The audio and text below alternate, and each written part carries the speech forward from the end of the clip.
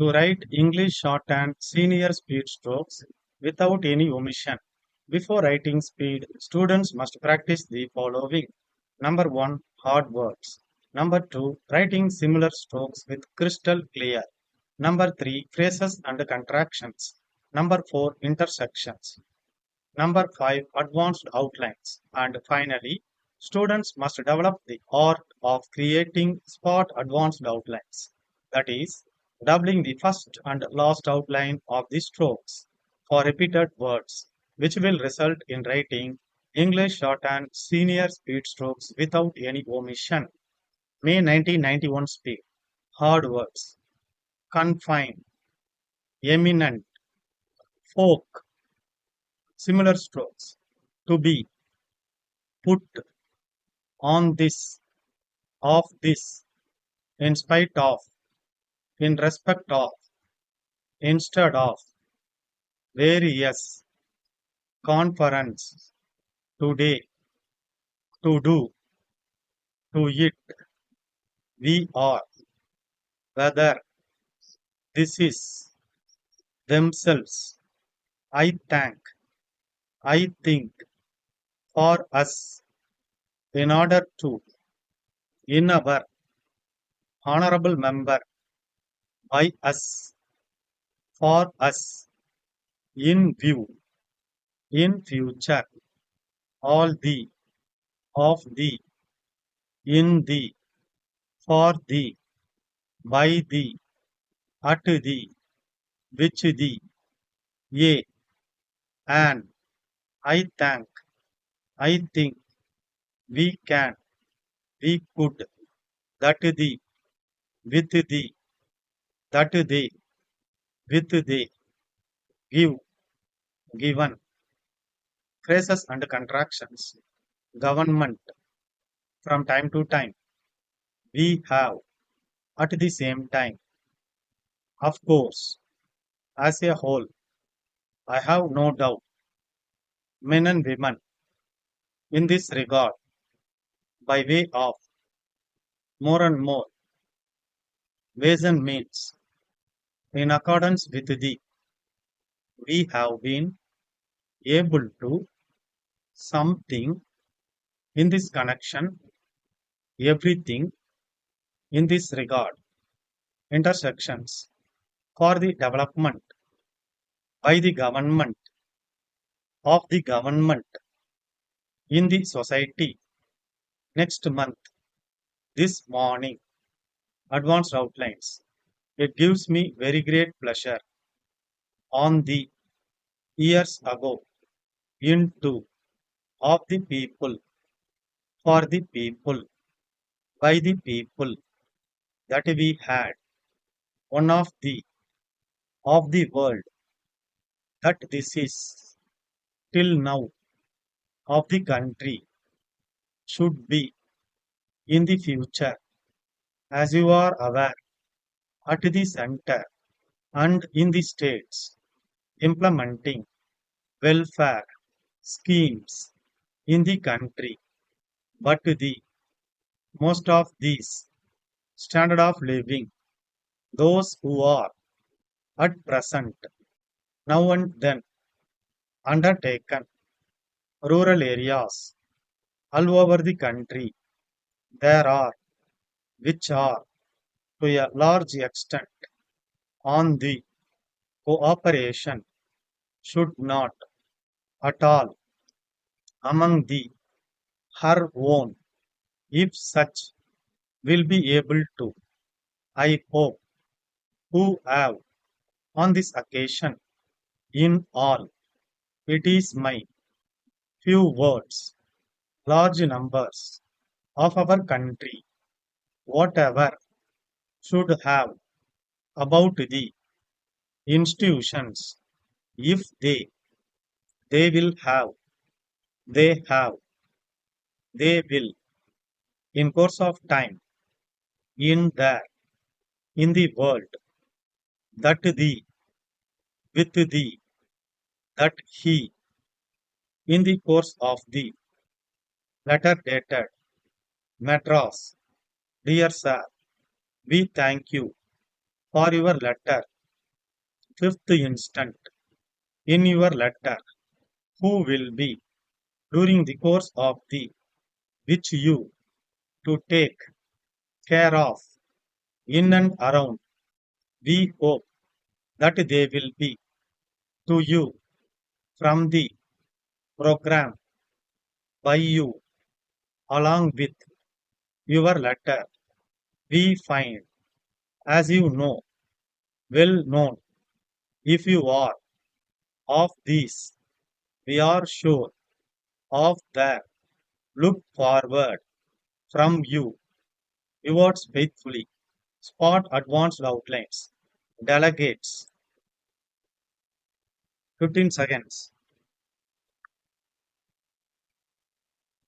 10 seconds, 5 seconds.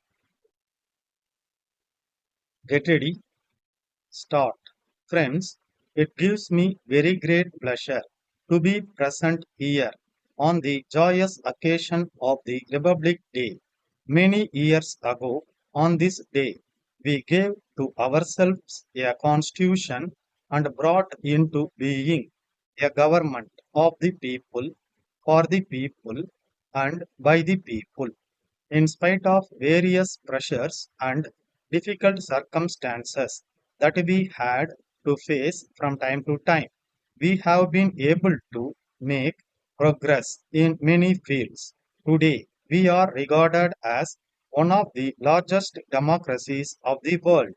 This is something which every Indian should really be proud of. I think that this is a proper occasion for us to assess what we have done till now for the development of the country. At the same time, we have to think about what should be done in the future. As you are aware, the governments both at the center and in the states are implementing various welfare schemes. These schemes are drawn up keeping in view the welfare of all the people in the country. But the main objective of most of these schemes is to ensure a better standard of living for those who are at present living in poverty. However, doubts arise every now and then whether the entire benefits of the measures undertaken by the government have reached the poor people, especially in the rural areas all over the country. Of course, there are various agencies of the government which are made responsible for the effective working of the schemes, but the success of the various plans launched by the government depends to a large extent on the cooperation of the general public. The welfare of the country as a whole should be kept in view above all other considerations. We should not at all give room for differences arising among the people on the basis of class, caste, religion, and region. Every man or woman should care for the well being of others in the society instead of keeping in view his or her own selfish interest. If such an attitude is created in the mind of every Indian citizen, I have no doubt that our country will be able to become one of the most developed nations of the world. I hope that the young men and women who have gathered here on this occasion will take an active part in all efforts in this regard. I think it is my duty to say before concluding a few words by way of giving a special advice to the school children who have assembled here in large numbers. Today, we can easily say that the children of our country get the best type of education in terms of both quality and content. But the students should realize that they should not confine themselves just to learning whatever is taught in a school or college. They should have a spirit of inquiry and think more and more about the ways and means of putting to practical use the knowledge gained by them in the educational institutions. If they develop such a spirit in themselves, they will have a real thirst for knowledge. When they have this thirst, they will go in search of new areas of learning and, in course of time, become experts in their fields of study. If all these things happen, a day will certainly come when our country will occupy an eminent place in the world. Therefore, every student should cultivate the good habit of going deep into every fact that he or she comes across in the course of the process of learning. Letter dated 10th May 1980 from Hotel Sangam, Madurai to Professor Raman Gandhi Road, Madras. Dear Sir, we thank you for your letter of the 5th instant. In accordance with the details given in your letter, we have reserved the rooms for the stay of the delegates who will be attending the seminar on society to be held here next month. During the course of the telephonic talk which you had with our manager this morning, you mentioned about the travel arrangements for the delegates. In this connection, we have spoken to the people in the travel agency who have their office in our premises. They have agreed to take care of everything, including air bookings, reservations in trains, and visits to places of interest in and around the city. We hope that they will also be writing to you in this regard. From the program sent by you along with your letter, we find that the delegates have some free time in the afternoon of the last day. As you know, this part of the state is well known for its various types of folk dances. If you are interested, we can arrange cultural program of these dances in our Meenakshi Hall. We are sure that the visitors will enjoy the program and carry happy memories of their stay in this historic city.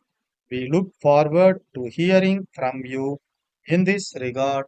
Yours faithfully,